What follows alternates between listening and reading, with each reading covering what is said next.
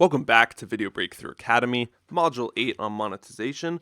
We're wrapping this one up, getting ready to come to a close with one more way you can bring money into your channel. But as a recap, the ways we've looked at so far were the default ad revenue, fan funding, affiliate marketing, email marketing, online courses, Kindle ebooks, physical products, and the last, we also looked at coaching, but the last one is influencer marketing. Now, if this does not give you lots and lots of ways that you can bring money into your channel, then you should go back and watch them because this is a ton of ways. Yes, it does require some hustle on your part, but if you get this down, all these different streams of income can really add up to more, and they're more stable than just relying on one stream of income. Okay, it's very important to diversify. But you didn't come here for a lecture. Here's what we'll do in this lesson. We're going to look at influencer marketing. So you can leverage your platform by partnering with brands, companies, and putting advertisements on your channel. Now, the first thing people hear when they hear advertisement or brand deals is like a product placement ad where they get a celebrity to do a Coca-Cola commercial. That's not exactly what we're going for here. It's not going to be that obvious. In fact, brand deals are a bit more subtle than you would think. Chances are you've seen lots of channels and lots of videos that were paid for by brands. And that's because the creator reached out to the brand and they worked out a deal and they got money in exchange for their promotion. And brands love this because it does not look like an advertisement. We are sick of being bombarded with ads throughout our everyday life. So if brands can get in there and have access to your audience and it doesn't look like an advertisement, they are willing to pay money for it. Here's what we need to realize is that you and I, with our channels, we have an asset. Your channel is your asset. This is the thing you've been putting work into. Just like if you invested into anything, well, that becomes more valuable over time. The bigger it gets as well. It's like if you bought a house and you did maintenance on it and you kept it over the years, you could sell it for more money than you bought it for. It's the same thing with your channel. It's going to be worth more over time. Product placement or brand deals. We went over that this is the new form of product placement. No longer are there millions and millions and millions of dollars being spent in ad movies for like a 2-second slot.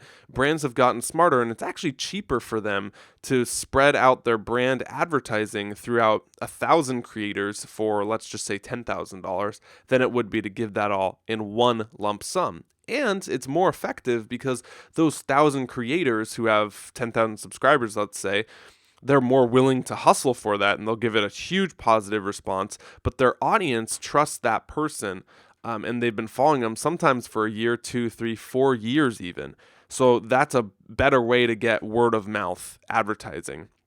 It's the modern version of word of mouth. You know, back in the day when your friend would say, hey, you got to check out this, you trusted him, or this restaurant, so you went to that restaurant because of the recommendation. That's how brands see brand deals. Forbes estimated that 84% of marketers will run at least one influencer campaign in the next 12 months. That's amazing. So brands are doing this left and right, whether it be Pepsi or Starbucks or any other product. Chances are they're doing some form of influencer marketing. And this can come in YouTube, which is what we'll talk about, but this can also be on other platforms like Instagram or back in the day when Vine was a big one. There was a Vine stars where 6-second clips. They got paid a lot of money just to do a shout out of a brand. But Instagram's really big for this as well. YouTube is great, and you can actually make a lot of money doing YouTube influencer marketing. And then Adweek did a study where they found that 34% higher customer retention rate when a customer was acquired through influencer marketing. That just proves the point earlier that your channel is your asset, you have relationships with these people, and brands will pay big money for it. So there's a 34% customer retention rate when they got a customer through influencer marketing. That is huge. That's 34% more sales that they would have gotten after they used influencer marketing than just any other form. So brands love it and they're doing more of it. And I'm going to teach you how in this lesson you can reach out to some brands even if you have a smaller channel. I'll give you the actual scripts I use as well. Active reach out. So this is you reaching out to advertisers. We'll go over passive reach out, which is ideal when they reach out to you. But at the beginning or mid stages, before you really have 100, 200,000 subscribers, no one really is going to be actively reaching out to you. Or the passive reach out, where you just get an email. It's an awesome opportunity. I've gotten 2 or 3, but they've always been a little bit of a low ball. It's $100 for an entire video, and I'm like, is my platform really worth $100? So when you reach out to people, it's a good way you can selectively control who you want to partner with. And I'll give you some scripts in a little bit. But the first way you can actively reach out is a site called FameBit. Now, we've went over this before in another module, and for how to use this site, or if I haven't, I'll show you it really quick on here. But FameBit's a good, almost like a really high-end Craigslist that has a bunch of brands listed that are looking for influencers like yourself. You do need 5,000 subscribers to join FameBit, or I think communicate with the brands, but I'll walk you through that a little bit. I'll look in the site and we can see some brands. And the next is Grapevine. Now this you need 10,000 subscribers for, but I actually find it feels a little more high-end than FameBit. Here's a sample script that's also in your book that you can copy and paste. And when you reach out to influencers, okay, and let me break this down for you so you know what you're sending if you do choose to send something like this. So let's start with the title. Up at the top, I say YouTube collaboration, or regarding RE collaboration with 50K subscriber YouTube channel. Okay. So right off the bat, it gets to the point and it is just very clear. You don't need to be cute with the titles at all. And I put the RE there because a while ago I heard that if you put RE, it makes it look like an email thread they already responded to. So they're more likely to open it. So that's just a little hack I have I've been using over the years. Not sure if it actually works, but oh well. And then right down there, okay, so hey Mint friend. So this was an app I was reaching out to when I was doing a finance video. I use this app, mint.com. It's a great app where you can manage your finances. And I said, hey, well, I'm going to reach out and see if I can get them to sponsor it. So I just say, absolutely love your app. I have used it to manage everything in the past 6 months. Okay, so this is what I would recommend. So hey, name. Keep it light, keep it friendly, and then absolutely love your product. And I have used it to specific compliment, okay? Make them know that you're actually using their product. Side note on this before we continue, writing a good reach out email is a balance between complimenting them, letting them know you've used their app and actually use it or whatever their product, and establishing your credibility and making an offer. There's a lot to fit in here, but it has to be concise. Okay, there's so many emails that come through these people.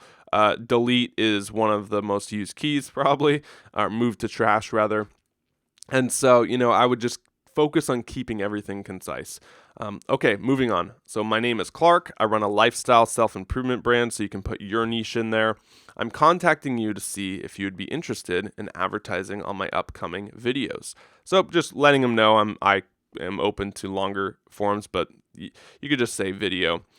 My YouTube channel is around 50K active subscribers. Active subscribers is key there because, if they're just dormant and no one cares, then it doesn't matter.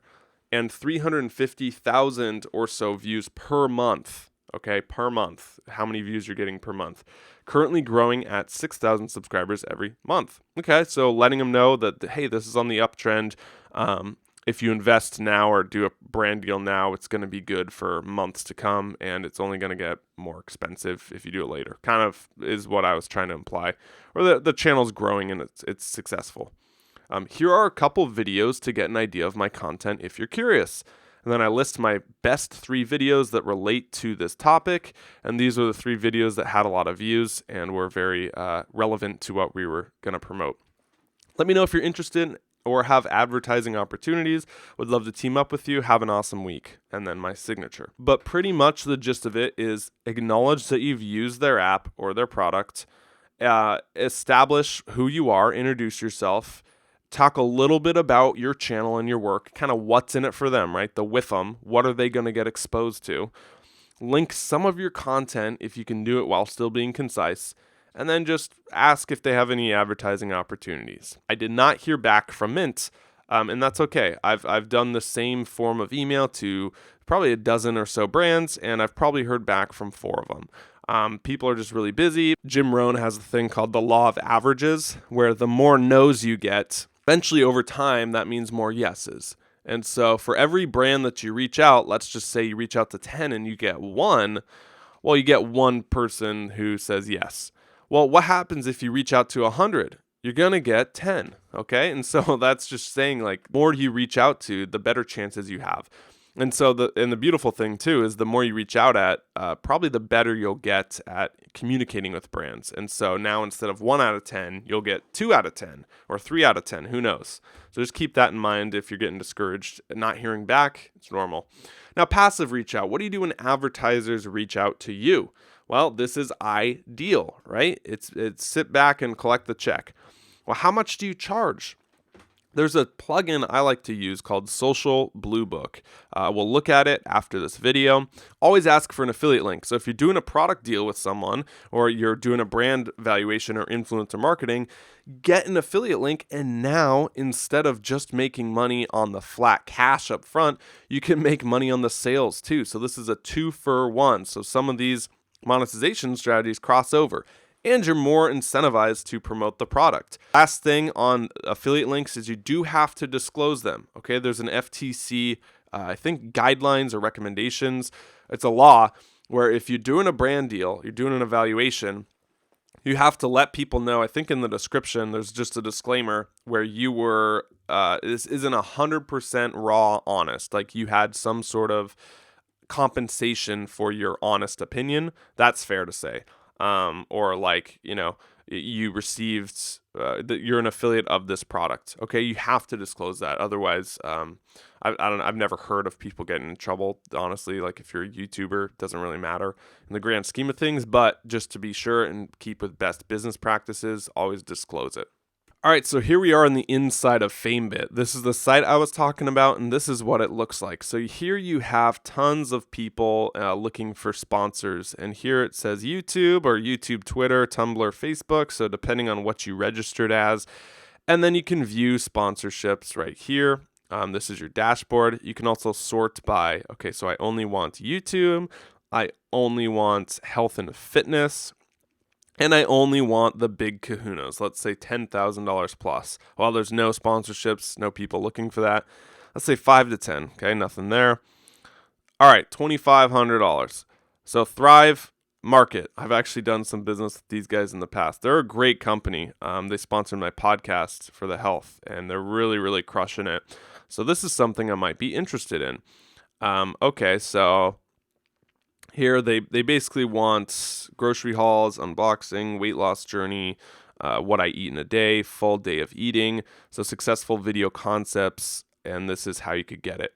So you must have, and here's some requirements of their posting. This is very common for people looking for influencers. Must have 40% of audience living in the US, must have 70% female audience. Okay, interesting. Must have an audience at least 18% or 18 years older. And so you can send a proposal to them. And so your entry fee right there, if you wanted to charge $3,000, you could do that. And then delivery date, you could do it by, and then kind of describe what you're offering and the content you would create and why you would be hired. So here, use that same strategy I did in the email reach out. You could even copy and paste something like that, specific compliment, tell them who you are, share your content, wrap up with advertiser opportunities, send the proposal. Okay, and then they can get back to you or decline it or not. It's really up to them. So let's do all of them. Let's just see what some, 100 to 250 brand deals are going for, because these are pretty common. And it's a lot of tech stuff. It's a lot of beauty stuff and health stuff as well over here. But let's just look at this t-shirt company. Okay, $500 to $1,000. Join a family that is all about community impact, love of music, working with some of the largest DJs. It's interesting to me. Electric Family, bracelets worldwide, need creators, spread our message. All right. So you could probably go to their sites and we could learn more right here.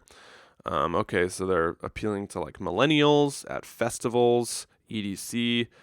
They have bracelets here. So it looks like they have all sorts of that stuff. And so, same thing here, you just apply. And remember the law of averages, the more no's, the more yeses. So I would recommend looking at all the ones, if you want to go down influencer marketing, all the ones that are appealing to you, and just apply.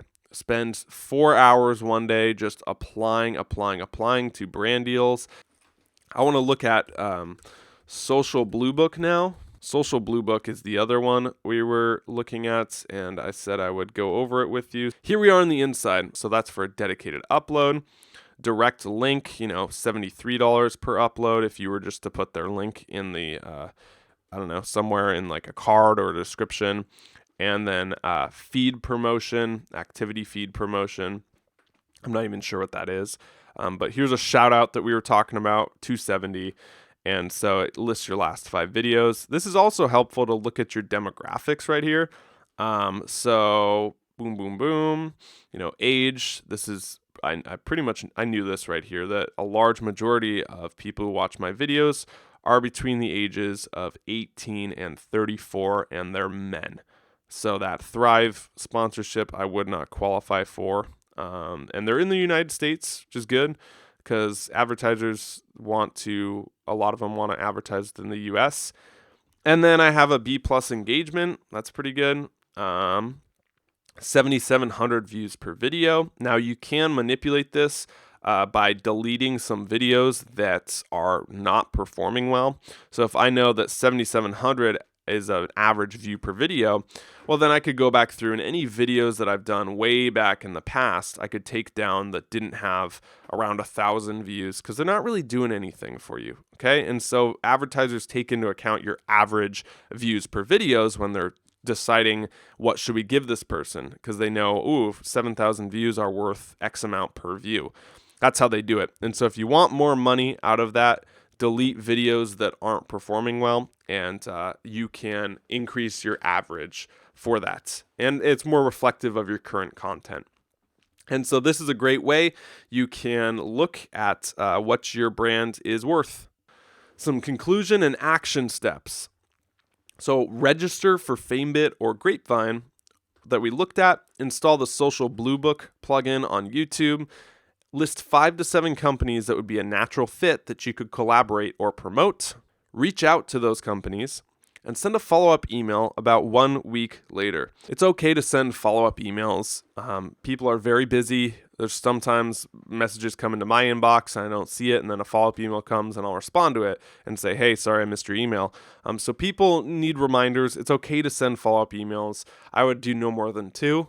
I think 3 is okay, but 4 is kind of pushing it. So maybe the first initial reach out, and then the second one could just be like, hey, this is Clark, just checking in to make sure you saw my email last week, see below, and you just copy paste it. And the third is like, hey, I really would love to work with your company. Here's my email down below. So if you don't hear back after 3, they're definitely not interested and you should move on. Hopefully this video got some ideas going in your head of ways you can use your platform as an influencer to do kind of brand deals and bring in additional income.